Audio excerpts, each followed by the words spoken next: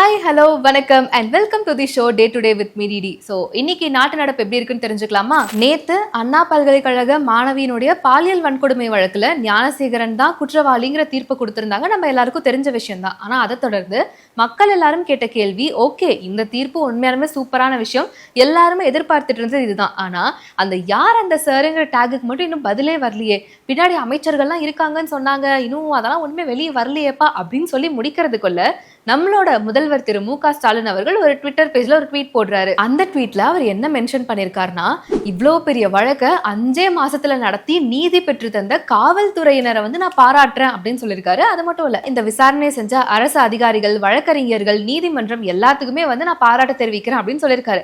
அது மட்டும் இல்லாம ஹைலைட்டா அவர் மென்ஷன் பண்ண விஷயம் என்னன்னா, நம்மளோட ஆட்சியில இனிமே தப்பே நடக்கக்கூடாது, தப்பு நடந்தா காவல்துறையினர் உடனே நீங்க போய் பார்க்கணும், பெண்கள் மிகவும் பாதுகாப்பா இருக்காங்களான்றதை நீங்க எப்பயுமே உறுதிப்படுத்திட்டே இருக்கணும் அப்படின்னு சொல்லியிருக்காங்க. இதை தொடர்ந்து இந்த ட்வீட்டுக்கு பதில் அளிக்கிற விதமா எதிர்க்கட்சி தலைவரான எடப்பாடி பழனிசாமி ஒரு ட்வீட் போட்டிருக்காரு. நீங்க பொம்மை முதல்வர் அப்படிங்கறத மணிக்கு ஒரு முறை காட்டிக்கிட்டே இருக்கீங்கன்றதுதான் ஓப்பனிங்கே, அப்படியே பகிரங்கமா சொல்லி ஓப்பனிங்க ஸ்டார்ட் பண்ணிருக்காரு. இன்னும் என்னெல்லாம் சொல்லிருக்காரு அப்படின்னா, எப்பவுமே உங்களுக்கு ஸ்டிக்கர் ஒட்டுறது பழகி போன விஷயம் தான், ஆனா இன்னும் நீங்க அதை விடல. கட்சியை பொறுத்த வரைக்கும் தான் எந்த கட்சி யார் என்ன பண்ணாலும் இதை நாங்க தான் பண்ணோம் நீங்க ஸ்டிக்கர் ஒட்டிட்டு இருப்பீங்க. ஆனா இப்போ இந்த விசாரணையை நடத்தி அதுக்கான தீர்ப்பை கொடுத்தது நீதிமன்றம். ஆனா நீங்க யாரை வெகுவா பாராட்டுறீங்க? காவல்துறையினர் தான் இந்த வழக்கை நடத்தி முடிச்சு தீர்ப்பு கொடுத்தாங்களா அப்படிங்கிற ஒரு கொஸ்டின் மார்க் வச்சிருக்காரு.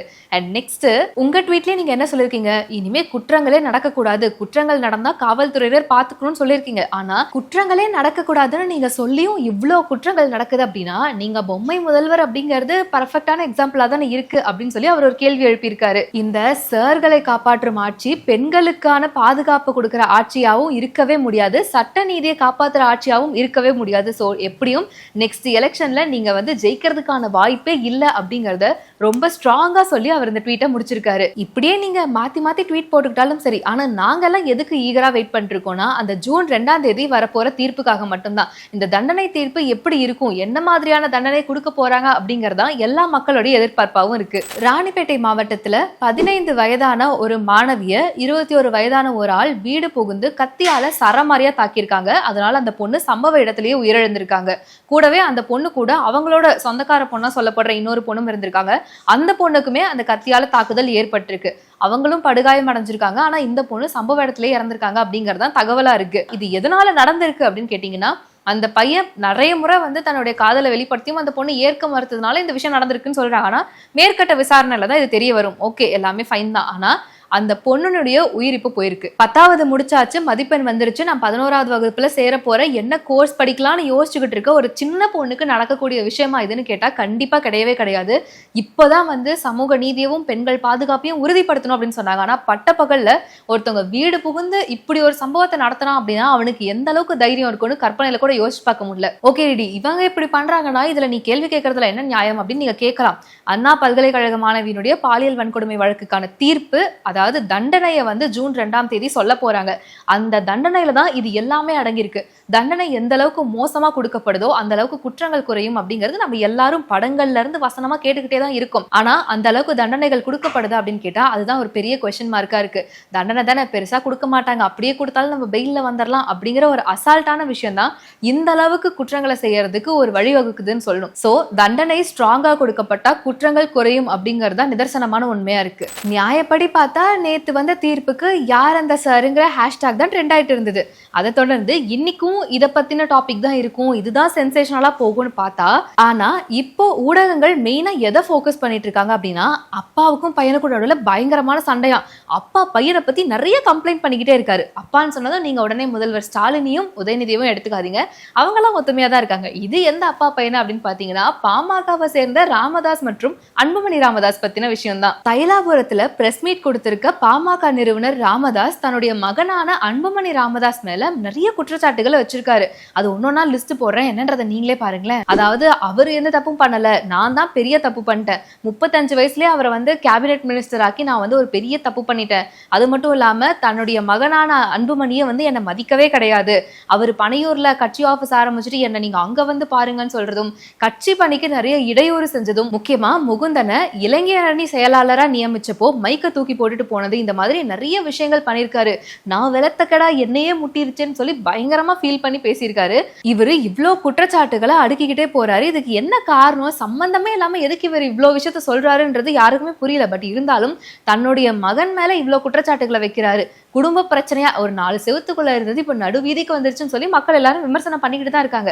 இந்த விஷயம் எல்லாம் வந்த கொஞ்ச நேரத்திலேயே திரும்ப ஒரு செய்தி வருது. அது என்ன அப்படின்னா, இந்த பாமகவினுடைய இளைஞர் சங்க தலைவரா இருந்த முகுந்தன் இப்போ ராஜினாமா பண்ணிருக்காரு அப்படின்னு சொல்றாங்க. அது மட்டும் இல்லாம அன்புமணி ராமதாஸ் அவர்கள் எங்களுடைய எதிர்காலம் அப்படிங்கிற உணர்வோட நான் எப்பயுமே கட்சி பணி செய்வேன் அப்படிங்கிற ஒரு ஸ்டேட்மெண்ட்டையும் அவர் கொடுத்திருக்காரு. இந்த பக்கம் திடீர்னு மகனை பத்தி இவ்வளவு கம்ப்ளைண்ட்ஸ் அடுக்கிட்டே போறாங்க. ஆனா மகனோ இதை பத்தி எந்த ஒரு ரியாக்ஷனும் கொடுக்காம இருக்காரு. அதுக்குள்ள இங்க ஒரு ராஜினாமா நடக்குது அப்படிங்கிறப்போ என்ன நடக்குதுன்னு ஒண்ணுமே புரியலையே. ஒருவேளை உங்களுக்கு ஏதாவது புரியுது, இது எதுக்காக இந்த மாதிரியான ஸ்டேட்மெண்ட்ஸ் எல்லாம் கொடுக்குறாங்கன்னு உங்களுக்கு தோணுதோ அதை மறக்காம கமெண்ட்ஸ்ல சொல்லுங்க. வியாசர்பாடியில தீ விபத்து நடந்துச்சு. அதுல மக்கள் நிறைய பேர் தன்னுடைய உடைமைகளை இழந்தாங்க அப்படிங்கிறது நம்ம எல்லாருக்குமே தெரிஞ்ச விஷயம் தான். ஆனா அங்க உதவ போன தாவேகா கட்சியினரை வந்துட்டு போலீஸ்காரங்க ரொம்ப மோசமா தாக்குனாங்க அப்படிங்கிறது ரொம்ப பெரிய விஷயமாவே ஆச்சு. அதை தொடர்ந்து இப்போ சீமான் அவர்கள் மதுரை விமான நிலையத்துல ஒரு பேட்டி கொடுத்திருக்காரு. அதுல மெயினா அவங்க என்ன சொல்லிருக்காங்க அப்படின்னா, அந்த கட்சியை சேர்ந்தவங்களை தாக்குறதுக்கான உரிமை உங்களுக்கு எப்படி கொடுத்தாங்க அப்படிங்கிற ஒரு பெரிய கேள்வி எழுப்பியிருக்காரு. அது மட்டும் இல்ல, அந்த இடத்துக்கு நேர்லயே போய் பார்த்து காங்கிரஸ் கமிட்டி தலைவரான செல்வ பெருந்தகை நிறைய விஷயங்கள் பேசியிருந்தாரு. முக்கியமா டிவிக்கே மலிவான அரசியல் பண்றாங்கன்னு சொல்லியிருந்தாங்க. இதை விமர்சிச்சு பேசியிருக்க அண்ணன் சீமான் அவர்கள் என்ன சொல்றாரு அப்படின்னா, நீங்க இது வரைக்கும் மக்களுக்கு எந்த உதவியும் பண்ணல, இது வரைக்கும் எவ்வளவோ ஊழல் நடந்துச்சு, காடை வெட்டினாங்க, மண் அள்ளினாங்க, அன்னைக்கெல்லாம் நீங்க கேள்வி கேட்க வரல, இப்போ மக்களுக்கு உதவி செய்ய வந்திருக்காங்க அப்படிங்கிறப்போ சம்பந்தமே இல்லாம ஒரு கட்சியை தாக்கி பேச வேண்டிய அவசியம் உங்களுக்கு என்ன இருக்கு? ஒருவேளை தாவேகா காங்கிரஸோட கூட்டணி வச்சிருந்தாங்க அப்படின்னா இப்ப நீங்க இப்படி எல்லாம் பேசியிருக்க மாட்டீங்கல்ல.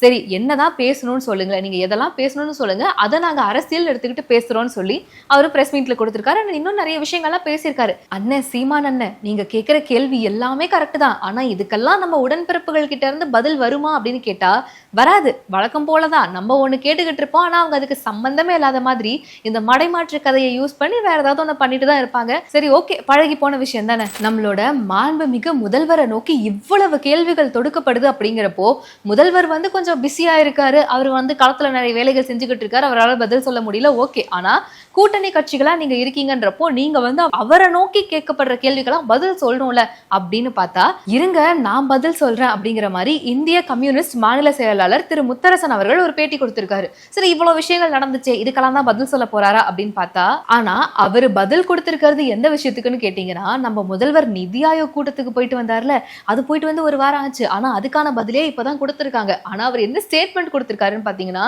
சிங்கத்தை வந்து தன்னோட குகைக்குள்ளேயே போய் பார்த்துட்டு வந்திருக்காரு நம்ம முதல்வர். அது மட்டும் இல்ல, இது வரைக்கும் வந்து ஒன்றிய அரசு நமக்கு நிறைய விஷயங்கள் கொடுக்காம இருந்துச்சு, இதுக்கு மேல அவங்க செய்வாங்களா செய்ய மாட்டாங்களா தெரியாது. ஆனா நம்ம முதல்வர் ரொம்ப ஸ்ட்ராங்கா பேசிட்டு வந்திருக்காரு அப்படிங்கிற ஸ்டேட்மெண்ட்டை கொடுத்திருக்காரு. புதுக்கோட்டையில நடந்த ஒரு பிரஸ் மீட்ல தேமுதிகவின் பொதுச் செயலாளராக இருக்கக்கூடிய பிரேமலதா விஜயகாந்த் அவர்கள் ஒரு விஷயத்த சொல்லியிருக்காங்க. அதிமுக கூட்டணியில இருக்கிறதுனால தேமுதிகவுக்கும் ஒரு மாநிலங்களவை சீட் வந்து கண்டிப்பா கொடுத்தே ஆகணும். எப்படி டிஎம்கே சொன்ன வார்த்தையை காப்பாத்துற மாதிரி திரு கமல்ஹாசன் அவர்களுக்கு ஒரு எம்பி சீட்டை கொடுத்தாங்களோ, அதே மாதிரி அதிமுகவும் ஒரு சீட்டை கண்டிப்பா தேமுதிகவுக்கு கொடுத்தே ஆகணும். அது அவங்களோட கடமைன்னு சொல்லியிருக்காங்க. முக்கியமா அவங்க என்ன சொல்லியிருக்காங்கன்னா, அரசியல்ல வார்த்தை, நம்பிக்கை இதெல்லாம் தான் ரொம்ப முக்கியம். நாங்க வந்து அதிமுக மேல பயங்கர நம்பிக்கை வச்சிருக்கோம், கண்டிப்பா அவங்க ஒரு சீட்டை கொடுப்பாங்க அப்படின்னு சொல்லியிருக்காங்க. அரசியல்ல நம்பிக்கை தான் ரொம்ப முக்கியமா?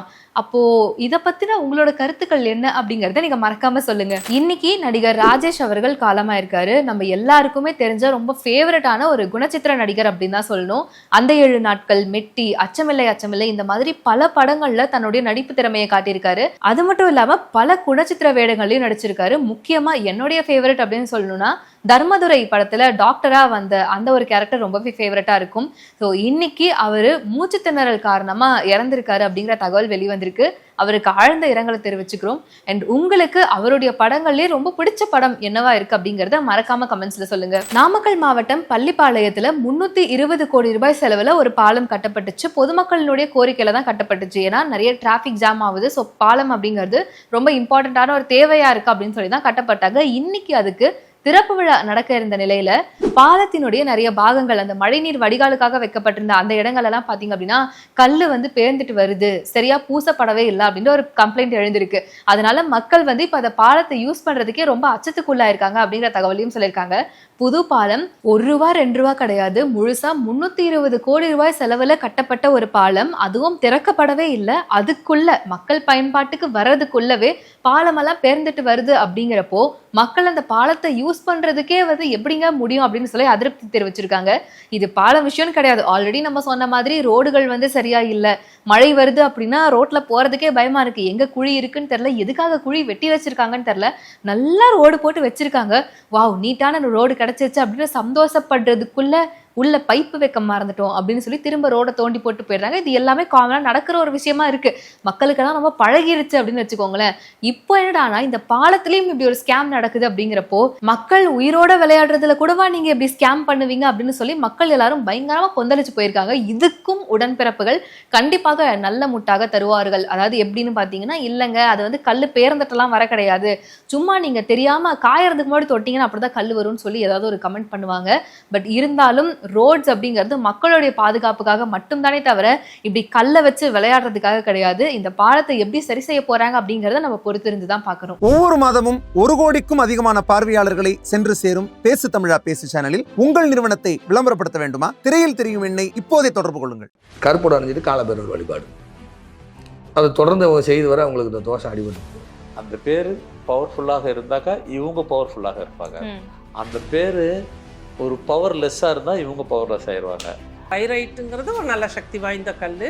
இந்த கல்லை நம்ம பயன்படுத்தும் போது நமக்கு பணம் வரும். இந்த வடக்கு பகுதியும் கிழக்கு பகுதியும் ஒரு தொழில் நிறுவனத்திற்கு தவறாக அமைந்தால் மிகப்பெரிய அளவில் கடனை கொடுக்கும். இந்த மாதிரி ஆன்மீகம் மற்றும் ஜோதிடம் சார்ந்த இன்னும் பல வீடியோக்கள் பார்க்கணுமா? மறக்காம திருவருள் டிவிக்கு சப்ஸ்கிரைப் பண்ணுங்க. திருவருள் டிவியுடைய சேனல் லிங்க் இந்த வீடியோடைய டிஸ்கிரிப்ஷன்ல இருக்கு.